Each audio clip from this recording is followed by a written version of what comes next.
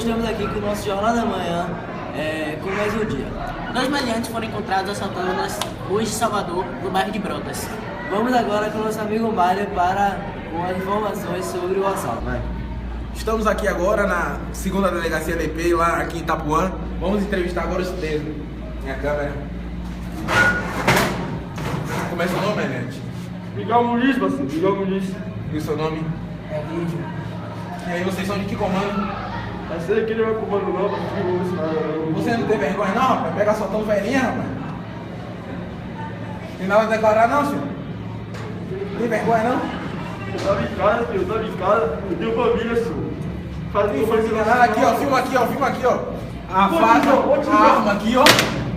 Filma aqui, ó. Você não comigo não, tio. Você é um cara que ficava na rua, Vocês irmão. são de algum comando? Que comando, irmão? Você nada Você não não. tava com a gente não, velho. Tava assim, Você não tava com a gente, você tá frojando, você tá frojando, parceiro. Você é maluco, Você com a gente aí, essa foi... É os polícia mesmo.